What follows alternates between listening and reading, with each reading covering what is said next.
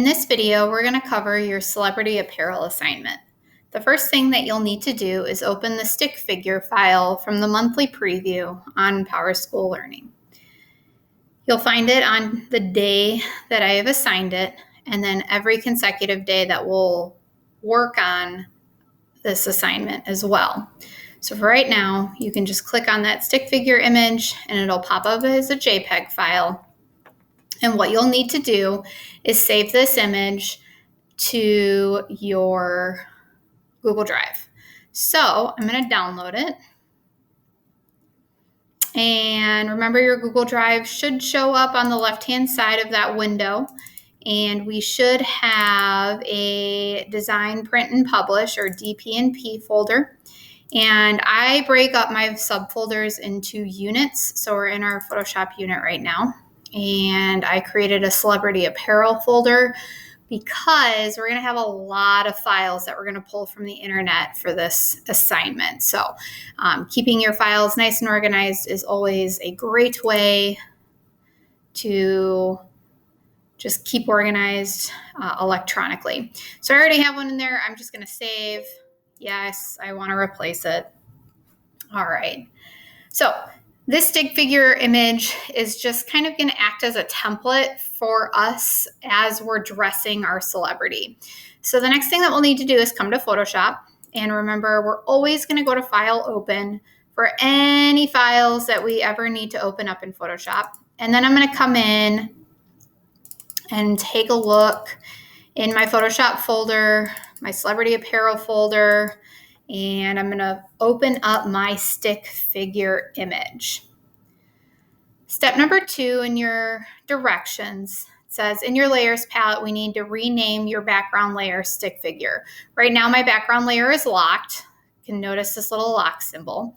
If you double click on the background layer anywhere, not just on the lock or on the name background, it will bring up this dialog box, and you can type in the layer name to keep us nice and organized. We're going to be working with lots of layers for this one, so we got to make sure that all of them are labeled and identified correctly.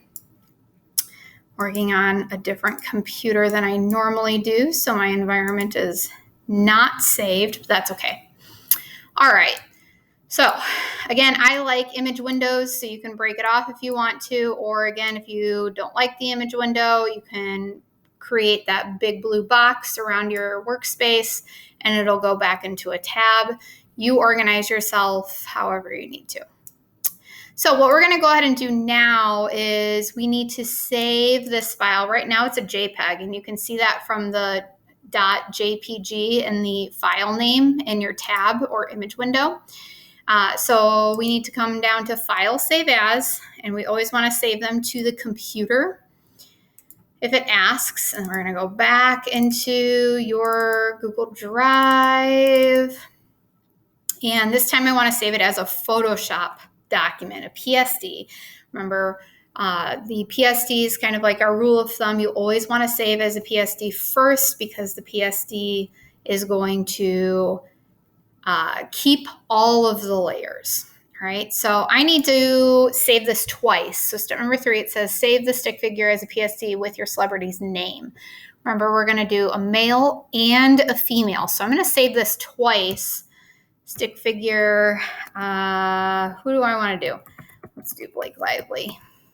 For my female, I'm going to save that. I'm going to click on this Don't Show Again box, otherwise it's going to keep popping up. Just press OK for the format options, and then I'm going to come back to File, Save As. I'm going to press Don't Show Again. Again, otherwise it's going to keep showing up. It'll get really annoying. And then my male celebrity, maybe I want to do like Ryan Gosling or something. I have no idea. Okay, so we'll save there. So now I have a file for my male and female. I think Ryan's was the last one I saved. So you can see they look the exact same, but now I have my male celebrity and my female celebrity stick figures saved to my Google Drive. So the next thing that we need to go ahead and do is our pants. So our pants section is kind of like that first section identified on page 1. And it says that we want to do a Google search to find a large photograph of a pair of pants. And we did this for our personal color grayscale assignment. So I'm going to close out of that. And I am just going to type in male jeans. And remember, we're going to come to tools up at the top. Maybe not. Images. Maybe I gotta go to images first. There we go. Okay, so we gotta go to images first. Life is hard. And then we're gonna come to size, and then we'll come down to large. And what we wanna do is we wanna look for a pair of pants that preferably nobody is wearing, and that you can see the belt loop, kind of like this one. You can see the belt loops and the buttons all the way down to the bottom of the pants. You don't want any part of the pants cut off, like this image right here. It cuts off right below the knees. That's not going to work for the assignment that we need. We need the full pair of pants. All right, so I am just going to keep it real simple. I'm just going to find something. White backgrounds tend to work a little bit easier, or solid colored backgrounds when we're going to be cleaning these up. So if you want to make your life a little bit simpler, you can find something with a solid color background. All right, so I found my pants. Now what I need to do is save my image. So I right-clicked on my big image, and then I came down to Save Image As. And I'm in my Celebrity Apparel folder, which is perfect. And I'm just going to call these male jeans because remember, we're also going to be doing a female. So you need female jeans as well. So I'm going to start with my male jeans. And now that I have those saved, what I want to do is come to File, Open, and open my male pair of jeans. Step number 2, it says use the proper selection tool to select only the pants. The goal is to remove all the background contents besides the pants. And when you're finished, you're going to save the image. All right, you're going to save the image as a Photoshop document, and then you're going to give the file name male pants or female pants. All right, so I called them jeans instead of pants, not a big deal. So the first thing that we need to do that the instructions did not specifically specify is unlock our background layer. If we don't unlock our background layer, our Photoshop environment is not going to be happy with us, and we're going to get lots of angry pop-ups. So we're just going to double click on our background layer. I'm going to call these male jeans. All right. And what we need to go ahead and do here is we need to remove all of this white background behind my jeans. So the goal is to just have my jeans left over when we are finished. So if I come in,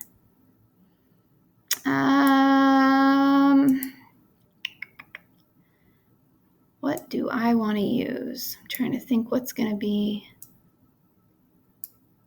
my tools are different. There we go.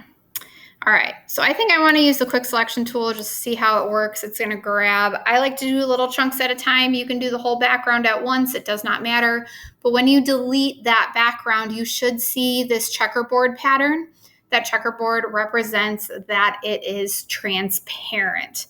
All right, if you get a pop-up and it asks you to fill it with a color, that's because you didn't unlock your background layer. So if you didn't unlock your background layer, life is going to get a little complicated. So you may need to go ahead and step back, unlock your background layer, and then when you delete, again, you should see this checkerboard transparent background, and life will be good.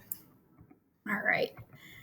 So I'm going to delete what I think all the white areas are.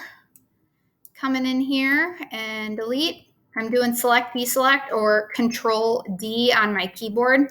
Another great way to make sure that you have all the background that you want to get rid of is by adding a new layer. And I'm just going to call this one Color just so you can see what the heck I'm doing. And I'm going to select all by Control A, or you can go to Select All.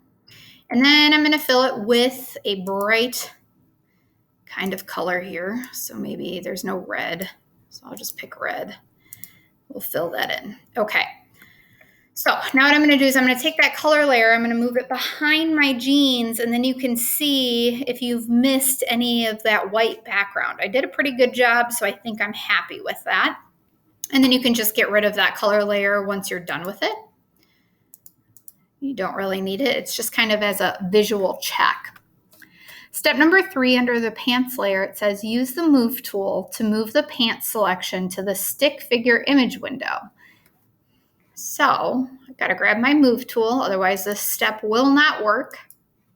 I'm going to click and drag my layer. I still am holding down my mouse, I'm going to click and drag it to my male celebrity, whoever that might be for you, and let go. That didn't work. Click and drag and let go on the stick figure. There we go. Okay.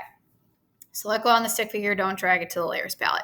So my male jeans layer name carries over, which is perfect. That's exactly what I wanted it to do. Notice that your pants are humongous. Obviously, they're taking up more of the screen than we want them to. So step number 4 says move the pants over the stick figure layer in the appropriate spot. You will need to scale your image to the appropriate size. How you do that is by going up to your menu bar to select Edit, down to Transform, and we're going to select Scale. And what's going to happen is this box appears around it. It's called a bounding box, and you're going to get really used to seeing these pop up when we're working in Photoshop. Now, this bounding box has little handles on the corners and on the middle of each side. And what these do, the handles allow you to scale or move your image. So I'm going to hold down Shift and Alt. I don't know what that is. Don't want to switch that though. Switch and Alt is going to go ahead and allow you to scale, but notice that they're not staying proportionate. All right, that's no good. So I'm going to Control Z that. Edit, undo, or you can step back in your history palette. And if I just hold Shift down, they're not staying proportionate at all either. Well, that's not good. What we want it to do is stay proportionate to our size, but that is not working. So what we can do here is we can use our menu bar up here, and we can just scale them the old-fashioned way. All right, so I'm going to scale these just to 75%, of my overall height. And then I don't remember what that was. 7, definitely don't want 7, 0. There we go. 75% of my height. I didn't need to change the width because of this little linking button, but obviously they're way too big still. So let's try 25%. There we go. And now they're a little bit more of the size that we're looking for. All right. Now, one of the things that you're going to notice is that when you bring the images in and you start scaling your images down, it's not going to match the stick figure precisely. And that is okay. The stick figure is more of just like a guiding template to give you an idea of the size and location of each one of the items that we're going to be cleaning up. So for right now, my jean size is okay. My jean size position is okay. I might need to go back and make some touch-ups here and there in a little bit. But for right now, I'm happy with kind of the size and position of these.